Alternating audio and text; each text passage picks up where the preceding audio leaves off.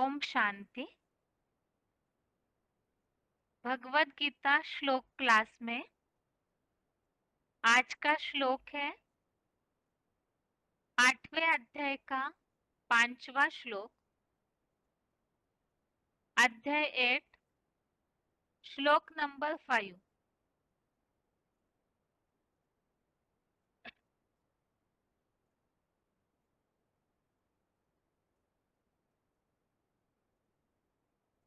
श्लोक है,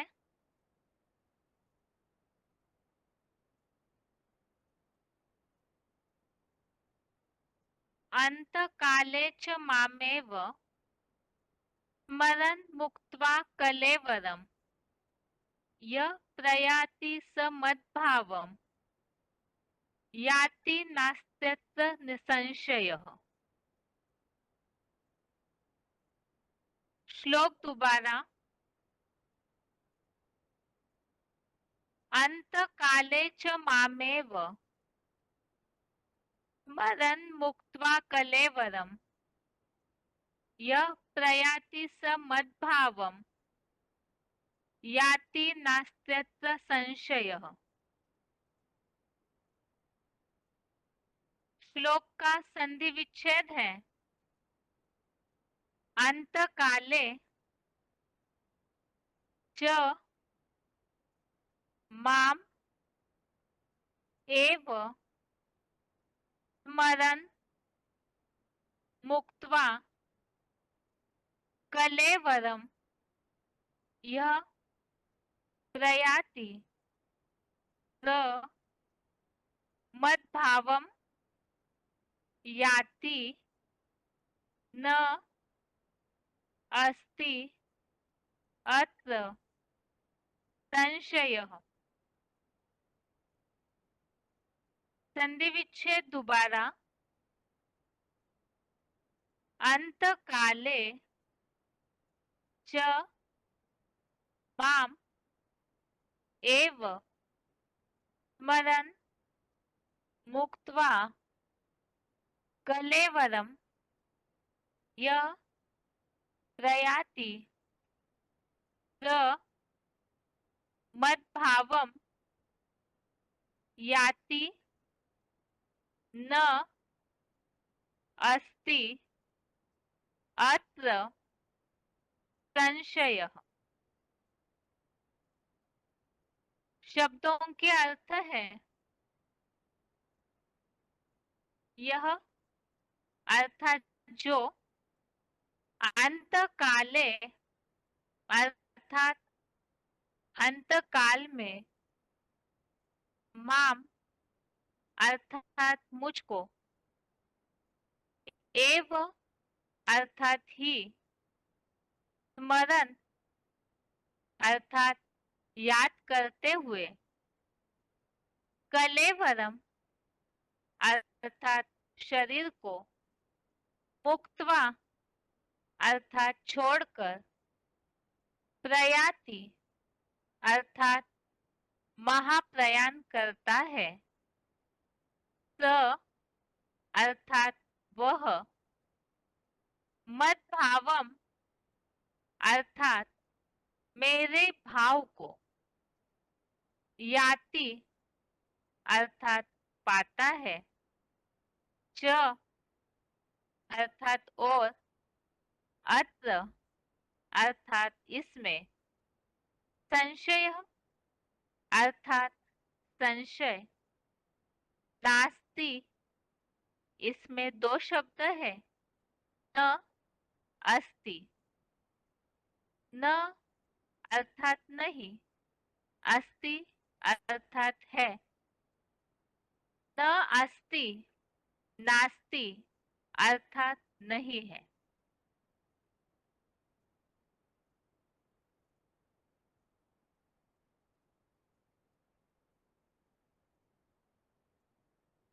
शब्दों के अर्थ दोबारा। यह अर्थात जो अंत काले अर्थात अंत काल में भी माम अर्थात मुझको एव अर्थात ही स्मरण अर्थात याद करते हुए, कलेवरम अर्थात शरीर को, मुक्त्वा अर्थात छोड़कर, प्रयाति अर्थात महाप्रयाण करता है, स अर्थात वह, मद्भावम अर्थात मेरे भाव को, याति अर्थात पाता है, च अर्थात और,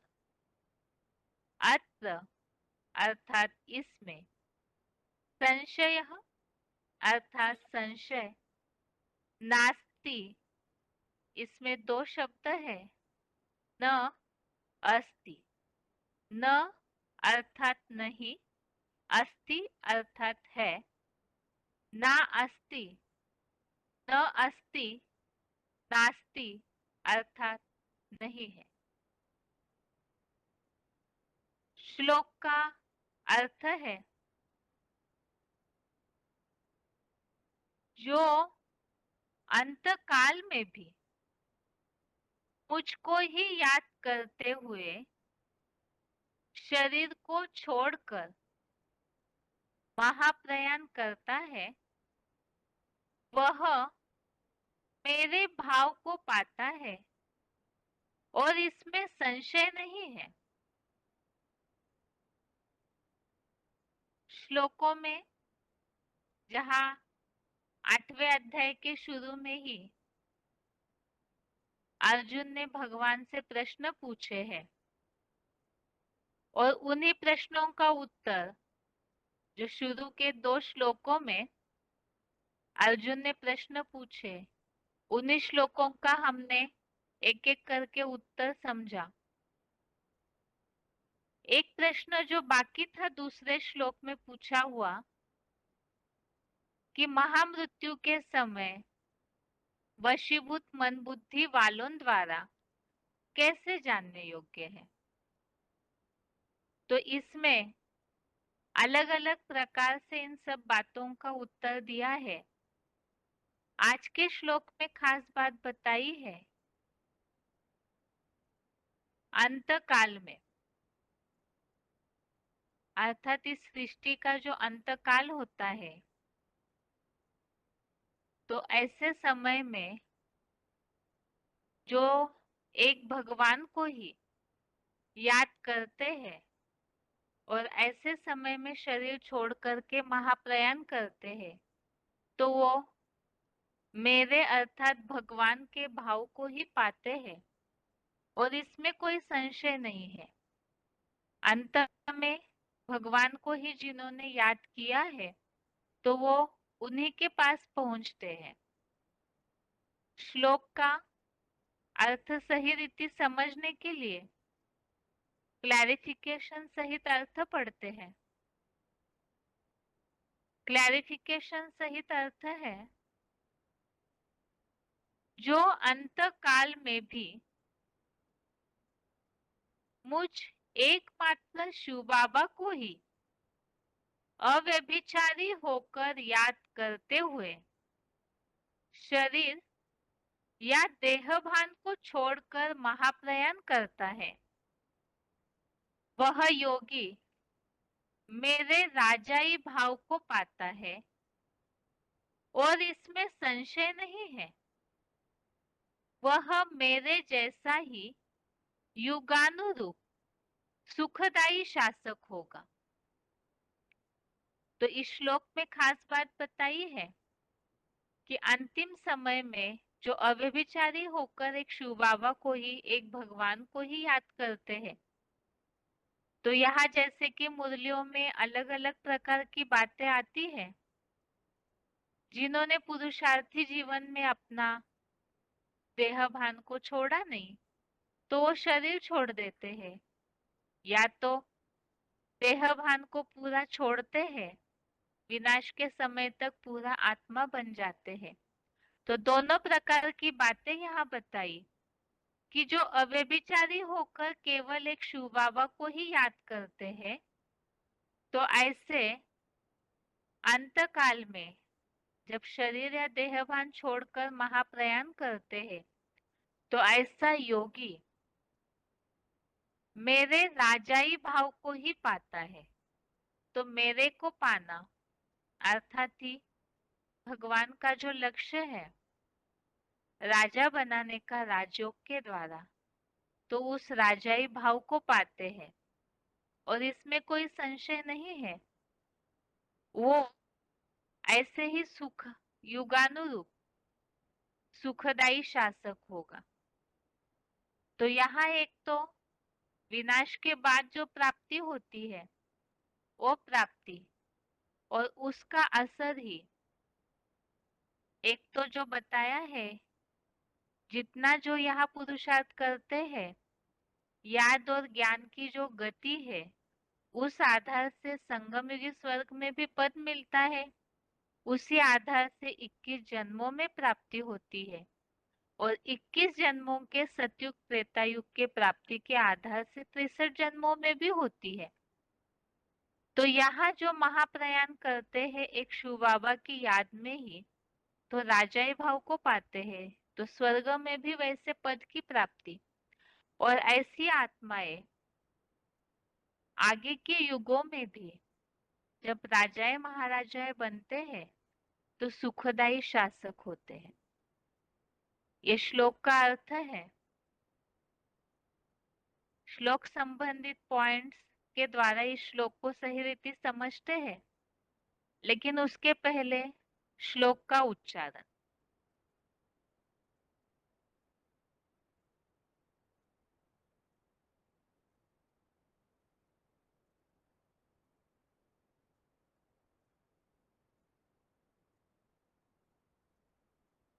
अंतकाले च मामेव स्मरन् मुक्त्वा कलेवरं यः प्रयाति समद्भावं याति नास्त्यत्र संशयः। जो कल्पांत काल में मुझ एकमात्र शिव बाबा को ही अव्यभिचारी होकर याद करते करते शरीर या देहभान को छोड़कर महाप्रयाण करता है, वह योगी मेरे राजाई भाव को पाता है। इसमें संशय नहीं है, वह मेरे जैसा ही युगानुरूप सुखदायी शासक होगा।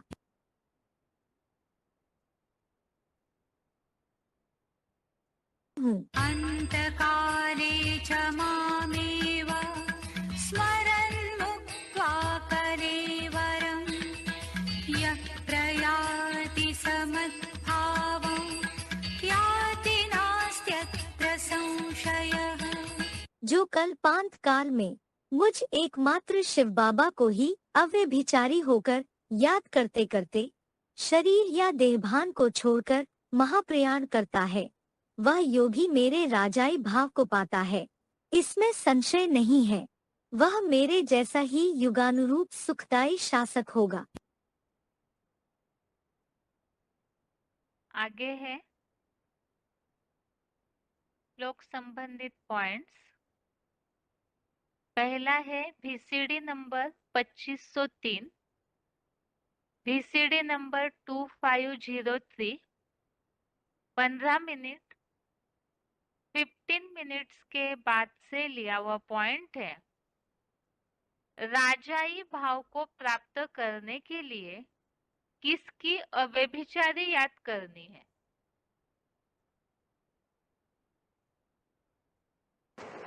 एक गीता का ही महत्व है,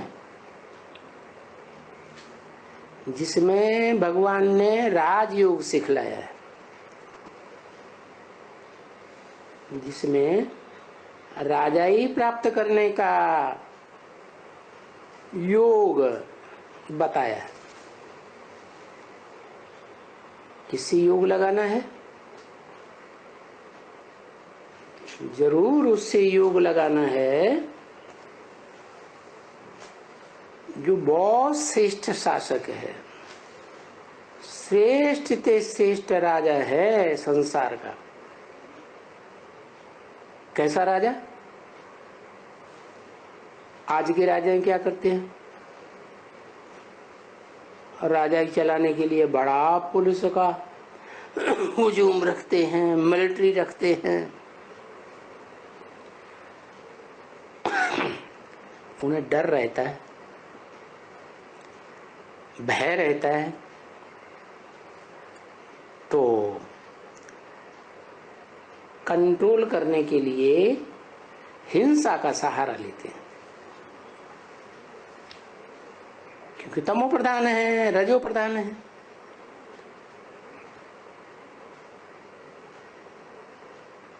एक ही आत्मा है संसार में पार्ट बजाने वाली, जो कभी भी रजो प्रधान तमो प्रधान नहीं बनती। वो सदा सत्य है तो वो भी बिंदी, जैसे हम आत्माएं बिंदी हैं, परंतु वो जन्म मरण के चक्र में ना आने से, गर्भ से जन्म न लेने से उस पे कोई संग का रंग नहीं लगता है। तो साबित हो जाता है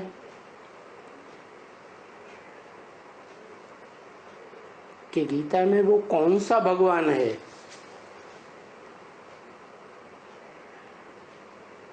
तो दूसरे शास्त्रों में कोई ऐसा कोई सिखाने वाला नहीं हो सकता। कौन सा भगवान है? जो सदा अच्छे से अच्छा शासन करने वाला है। कैसा अच्छा शासन है? ऐसा अच्छा शासन करता है जो उसका नाम ही पड़ता है महेश्वर, ईश्वर। ईश माने शासन करना, वर माने शिष्ट, यानी उससे ज्यादा अच्छा शासन किसी ने संसार में किया ही नहीं।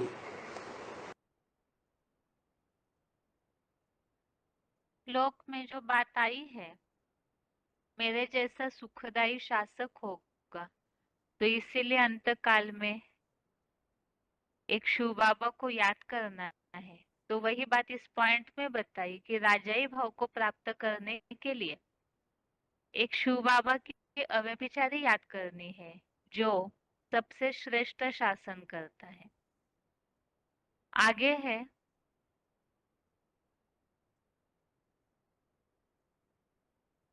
VCD number 1664, VCD number 1664, 13 minute 13 minutes के बाद से लिया हुआ पॉइंट है। एक शिव बाबा की याद में शरीर छोड़ेंगे तो राजाई भाव को प्राप्त करेंगे। तुमको तो एक ही शिव बाबा की याद में रहना है। अंत में शिव बाबा की याद में रह करके शरीर छोड़ देंगे और किसी भी मित्र संबंधी आदि की याद नहीं आवेगी। अंतकाल बाप को ही याद करना है। ऐसे करेंगे तो नारायण ही बनना है। ये प्रैक्टिस बहुत करनी पड़े, नहीं तो बहुत पछताना पड़ेगा। अगर और कोई की याद आई तो ना पास हो जाएंगे। जो पास होंगे वो ही विजयमाला में आवेंगे।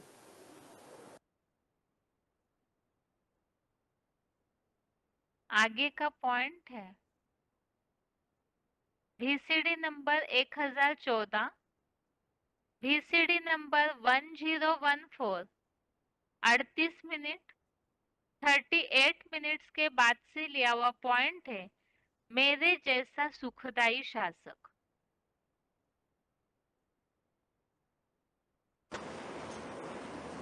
ये तो जानते हो कि भले राजा रानी प्रजा को सुख देते हैं,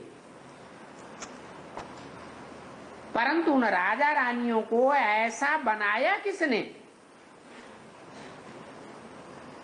बहुत से राजाएं प्रजा को कितना सुख देते हैं, ऐसे सुखदायी राजाएं किसने बनाया? वो संस्कार उन्होंने कहां से भरे? शिव बाबा ने बनाया। तो बलिहारी उनकी है, किनकी? शिव बाबा की।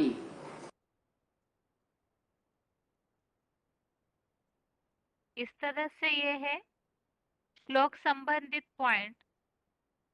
जो श्लोक में खास बात यही बताई है कि एक तो शिव बाबा की अव्यभिचारी याद करते हैं, अर्थात विनाश के समय अंत काल में जो एक शिव बाबा की अव्यभिचारी याद में शरीर छोड़ते हैं, महाप्रयाण करते हैं, तो वही आत्माएं राजाई भाव को प्राप्त करते हैं।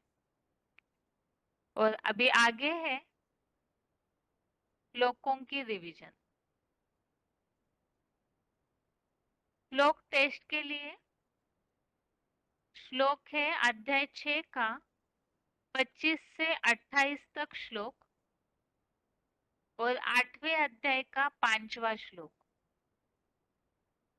कल के श्लोक टेस्ट के लिए श्लोक है अध्याय 6 श्लोक नंबर 25 से 28 तक और अध्याय 8 श्लोक नंबर 5। पहले है 6वें अध्याय का 25वां श्लोक, अध्याय 6 का श्लोक नंबर 25। श्लोक है शनैः उपरमेत् बुद्ध्या धृतिगृहीतया आत्मसंस्थं मनः कृत्वा न किंचित अपि चिंतयेत्। अर्थात धीरे धीरे मन 100 वर्षीय पुरुषोत्तम संगम में नंबरवार पुरुषार्थ से धैर्य वाली बुद्धि द्वारा पूरा उपराम हो जाए। मन बुद्धि बल को चैतन्य आत्म बिंदु में पूरा स्थिर करके स्वर्ण लिंग रूप सगुण प्लस निर्गुण आत्मा सदाशिव ज्योति सिवाय कुछ भी चिंतन न करे। यह 6वें अध्याय में जो पहले के श्लोकों में जैसे बात चल रही थी अतीन्द्रिय सुख प्राप्ति की, और अतीन्द्रिय सुख प्राप्त करना है तो उसके लिए ही मन को एकाग्र करना जरूरी है, क्योंकि बताया कि अतीन्द्रिय सुख जो है वो सारे दुखों से दूर करने वाला है और वो तभी प्राप्त हो सकता है जब भगवान से निश्चय पूर्वक होकर योग लगाते हैं। तो इसीलिए ही संकल्प अर्थात कामनाओं को पूरी तरह त्यागना है और मन से इंद्रिय समूह को नियमित करना है, और उसके लिए ही यहाँ तरीका बताया है। मन को धीरे धीरे करके बुद्धि द्वारा उपराम ले जाना है, उपराम हो जाए और आत्म बिंदु में पूरा स्थिर करके एक शिव बाबा के अलावा जो श्लोक में शब्दांकन इस तरह है कि सगुण प्लस निर्गुण आत्मा सदाशिव ज्योति सिवाय कुछ भी चिंतन न करे। तो जैसे कि मुरलियों में इन संबंधित बातें आती है कि घड़ी घड़ी अपन को आत्मा समझो, और आत्मिक स्थिति की जितनी पराकाष्ठा होगी, जितनी अच्छी प्रैक्टिस होगी, तो शिव बाबा की याद भी उसी में समाई हुई है। तो यहाँ 2 बातें बताई, आत्म बिंदु में पूरा स्थिर होना और सगुण प्लस निर्गुण आत्मा सदाशिव ज्योति के सिवाय कुछ भी चिंतन न करे। और ये समय बता दिया पूरा 100 वर्षीय संगम युग में नंबरवार पुरुषार्थ अनुसार तभी इस तरह की प्रैक्टिस करते हैं। और इसके लिए ही रेफरेंस श्लोक हमने देखा था तीसरे अध्याय का 42वां श्लोक, अध्याय 3 का श्लोक नंबर 42, जिसमें जो उल्लेख आया हुआ है बुद्धिमानों की बुद्धि वो सदाशिव ज्योति है। तो इसीलिए ही मन को पूरी तरह से और इंद्रियों को संयमित करने के लिए बताया, बुद्धि के द्वारा पूरा उपराम हो जाए। और फिर जैसे एक भगवान का एक शिव बाबा का चिंतन करने बोला, क्योंकि बुद्धिमानों की बुद्धि वही है। आगे है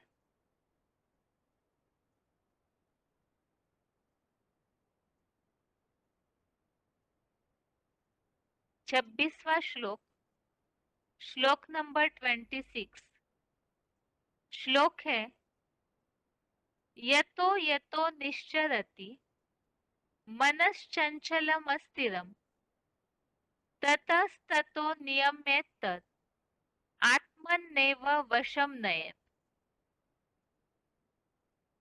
अर्थात अस्थिर चंचल कपि जैसा मन जहां जहां अपनी देह के संबंधियों, स्थान विशेष या पदार्थों से हठपूर्वक चलायमान हो, वहां वहां से इस मन को भली भांति प्रयत्न पूर्वक और धैर्य पूर्वक नियमित करके स्टार जैसी चेतन अनुरूप ज्योति बिंदु आत्मा के ही वश में ले आए। तो यहाँ जैसे बात बताई, अब मन को नियमित करना है, बुद्धि के द्वारा उपराम हो जाए, ऐसे जो बात बताई है। लेकिन ये मन तो चंचल है, इतना तुरंत तो मन की एकाग्रता की वो आत्म बिंदु में स्थिर हो जाए, ऐसे तुरंत प्रैक्टिस तो नहीं हो सकती। तो इसके लिए अगली स्टेप में अगला तरीका ये बताया मन को संयमित करने के लिए कि ये मन जहां जहां भी भागता है, कपि अर्थात बंदर, तो बंदर जैसा है मन जहां जहां भी भागता है। कभी देह में अपने देह की चिंता के प्रति भी बहुत सारे संकल्प विकल्प चलते हैं, देह के संबंधियों के प्रति भी मन भागना अर्थात मन के संकल्प भागते हैं। मन में जो संकल्पों की धारा लगातार निर्माण होती है, तो उसमें कभी अपने देह के लिए, कभी संबंधियों के लिए, कभी कोई स्थान, कभी कोई पदार्थों के लिए चलायमान होता है। तो ऐसे समय में उस मन को वहां वहां से भली भांति प्रयत्न पूर्वक और धैर्य पूर्वक नियमित करना है, और नियमित करके स्टार जैसी चेतन अनुरूप ज्योति बिंदु आत्मा के ही वश में ले आए। इसके लिए जैसे मुरलियों में भी उल्लेख आता है कि मन को बहुत प्यार से कंट्रोल करना है। अर्थात कई बार एकाग्रता की प्रैक्टिस करते समय जब संकल्प कंट्रोल नहीं होते हैं, तो ऐसे समय में व्यक्ति हताश हो जाता है और सब कुछ छोड़ के बैठ जाते हैं। लेकिन वास्तव में बताया कि इसको प्रयत्न पूर्वक, अर्थात जो बोला जाता है प्रैक्टिस मेक्स मैन परफेक्ट, तो इस तरह से कोशिश करते रहना है। तो जितना जितना प्रयत्न करेंगे, कोशिश करेंगे, तो उस अभ्यास से वो आत्मा के वश में होगा। और दूसरा बताया धैर्य पूर्वक, तो ये मन को कंट्रोल करने की दूसरी स्टेप बताई। एक तो धीरे धीरे करके उपराम करना है, जिसके लिए मुरलियों में कई बार आता है घड़ी घड़ी अपन को आत्मा समझने की प्रैक्टिस करनी है। और जहां जहां मन भागता है, उन संकल्पों को जब भी भागे तुरंत मैं आत्मा ज्योति बिंदु हूँ, तो ऐसे समझना, अर्थात ही आत्मा के ही वश में ले आए। तो इस तरह से मन को नियमित करना है। आगे का श्लोक है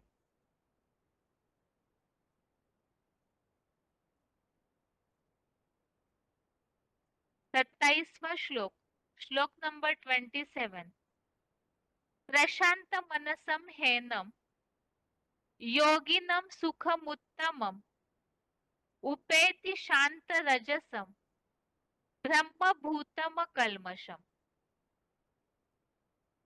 अर्थात क्योंकि भली भांति शांत मन वाले, शांत रजोगुण और तामसी गुण वाले राजधारी इस योगी को परम ब्रह्म जनित, दोष रहित, सर्वोत्तम अतीन्द्रिय सुख होता है। तो पहले के दो श्लोकों में जो बात आई है कि मन को धीरे धीरे करके आत्मा के वश में किस तरह से लाना है, मन की चंचलता, मन में अनेक प्रकार के संकल्प निर्माण होना, देह के संबंधी वगैरह के प्रति, तो यही वास्तव में इसे ही मन की अशांति कहा जाता है। इसलिए पहले दो श्लोकों में मन को किस तरह से शांत और नियमित करना है वो बताया। तो ऐसा जो शांत मन वाले हैं, तो ऐसे योगियों को ही परम ब्रह्म जनित, परम ब्रह्म से जो निर्माण होने वाला, दोष रहित अर्थात जिसमें कोई दोष नहीं, ऐसा सर्वोत्तम ऊंच से ऊंच अतीन्द्रिय सुख प्राप्त होता है। तो शुरू के श्लोकों में भी बात चल रही थी अतीन्द्रिय सुख प्राप्ति की। जितना योगी बनते जाएंगे तो उनको ऐसा अतीन्द्रिय सुख प्राप्त होता है, और उसे प्राप्त करने के लिए ही तरीका बताया मन को उपराम करने का। और इस श्लोक संबंधित रेफरेंस श्लोक हमने देखे थे। पहला 5वें अध्याय का 12वां श्लोक, अध्याय 5 श्लोक नंबर 12। इसमें जो उल्लेख आया है शांति कैसे प्राप्त होगी, तो कर्मों के फलों को त्यागने के बाद निश्चल शांति प्राप्त होती। शांत मन वाले को ही अतीन्द्रिय सुख प्राप्त होता है।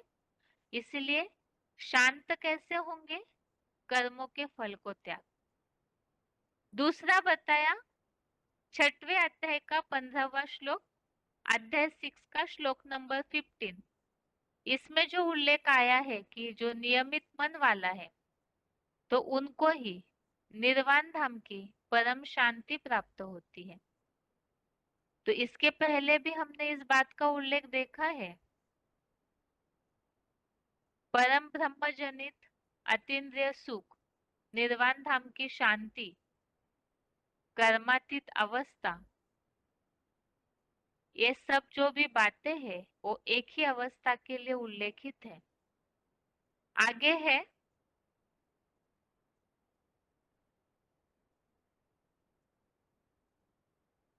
दूसरे अध्याय का 66वां श्लोक, अध्याय 2 श्लोक नंबर 66। इसमें जो बताया है कि जो योगी नहीं है उनमें भावना नहीं, और भावनाहीन को शांति नहीं होती, और अशांत व्यक्ति को सुख कहाँ से होगा। तो इसीलिए पहले के श्लोक में जो बात उल्लेखित है, शांत मन वाले को ही अतीन्द्रिय सुख प्राप्त होता है। योगी नहीं बनेंगे तो अशांत होंगे, और अशांत व्यक्ति को शांति नहीं तो सुख भी नहीं, क्योंकि शांति में ही सुख भी समाया हुआ है। आगे है 5वें अध्याय का 21वां श्लोक, अध्याय 5 का श्लोक नंबर 21।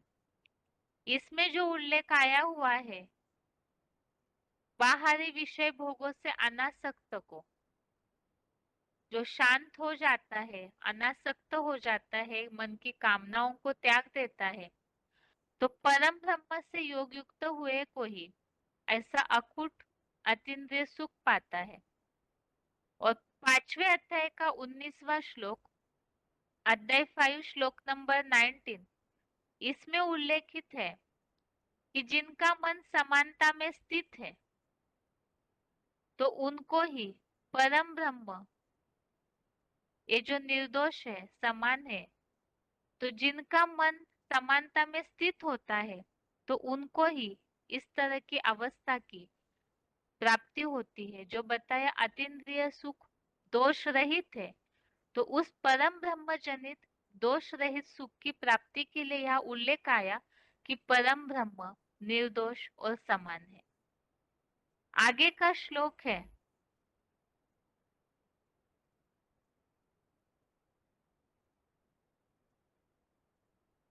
6वें अध्याय का 28वां श्लोक, अध्याय 6 श्लोक नंबर 28। श्लोक है युञ्जन एवं सदात्मानं योगी विगत कल्मषः सुखेन ब्रह्म संस्पर्शम अत्यंतम सुखमश्नुते।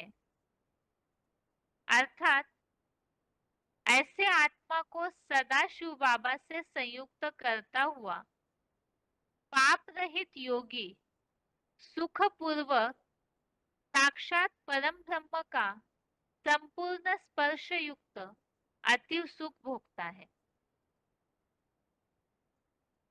तो जैसे कि पहले श्लोकों में बात आई, एक तो मन को उपराम करना है, दूसरी बात बताई जब मन शांत हो जाता है तो ऐसे शांत मन वाले को ही परम ब्रह्म जनित दोष रहित अतीन्द्रिय सुख की प्राप्ति होती है। तो इसलिए बताया कि ऐसे आत्मा को शिव बाबा से सदा संयुक्त करता हुआ, जो ऐसे योगी बनते हैं, अपन को आत्मा समझकर शिव बाबा से बुद्धियों जोड़ते हैं। संयुक्त करना अर्थात बुद्धियों को जोड़ना।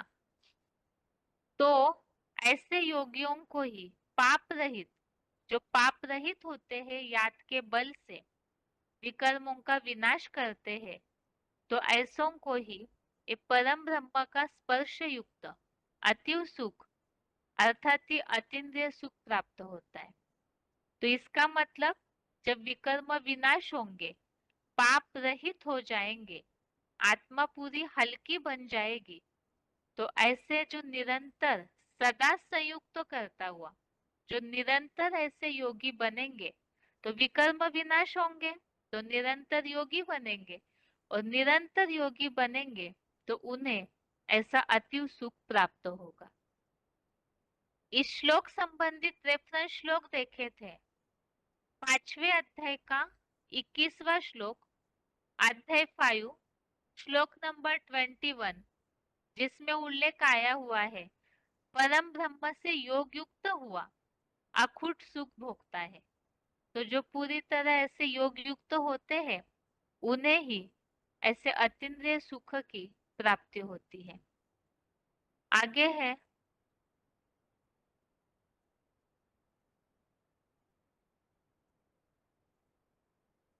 अध्याय 6 चौथे अध्याय का 10वां श्लोक, अध्याय 4 श्लोक नंबर 10।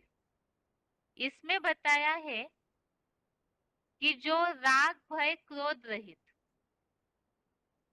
हो जाते हैं, पवित्र बन जाते हैं, तो उनको ही राजाई भाव को पाते हैं।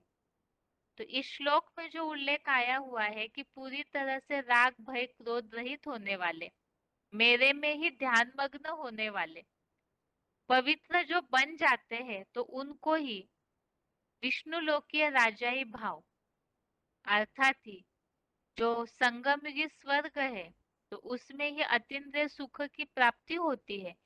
तो जो पूरी तरह पवित्र बने पाप रहित हुए हैं, तो उनको ही ऐसी प्राप्ति होती है। आगे का रेफरेंस श्लोक है 5वें अध्याय का 25वां श्लोक, अध्याय 5 का श्लोक नंबर 25। इसमें उल्लेख है पाप नाशक परम ब्रह्म का निर्वाण पद पाते हैं। जिनके पाप विकर्म विनाश हो जाते हैं, तो परम ब्रह्म का निर्वाण पद अतीन्द्रिय सुख, परम धाम की जो शांति है, यहाँ जो विष्णु लोकीय राजाई भाव बताया, तो ये सारी बातें एक ही है जो अतीन्द्रिय सुख के लिए उल्लेखित है। और 14वें अध्याय का 27वां श्लोक, अध्याय 14 श्लोक नंबर 27, इसमें उल्लेख है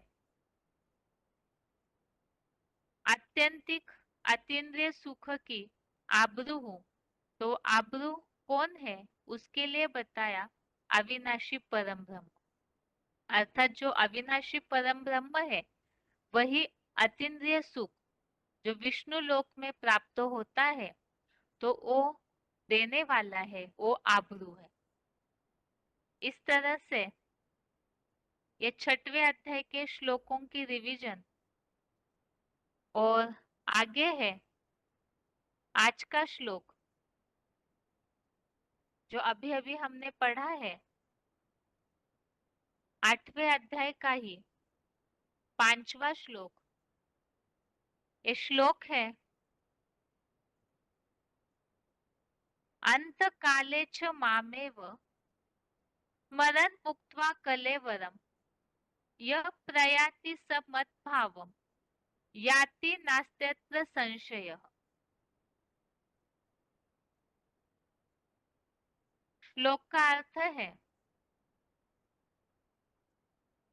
जो अंत काल में भी मुझ एकमात्र शिव बाबा को ही, जो अंत काल में भी मुझ एकमात्र शिव बाबा को ही अव्यभिचारी होकर याद करते हुए शरीर या देह भान को छोड़कर महाप्रयाण करता है, वह योगी मेरे राजाई भाव को पाता है और इसमें संशय नहीं है, वह मेरे जैसा ही युगानुरूप सुखदायी शासक होगा। श्लोक संबंधित पॉइंट्स तो हमने समझे हैं कि अंतिम समय में शिव बाबा को याद करने वाले ही अव्यभिचारी रीति से जो याद करके महाप्रयाण करते हैं, तो वो राजाई भाव को पाते हैं और सुखदायी शासक भी बनते हैं। इस तरह से ये है श्लोकों की रिवीजन। और कल के श्लोक टेस्ट के हिसाब से श्लोक नंबर एक बार फिर से अध्याय 6 का 25 से 28 तक श्लोक, अध्याय 6 का श्लोक नंबर 25 से 28 तक और 8वें अध्याय का 5वां श्लोक। इसके साथ ही आज के लिए गीता क्लास यहाँ तक ही। ओम शांति।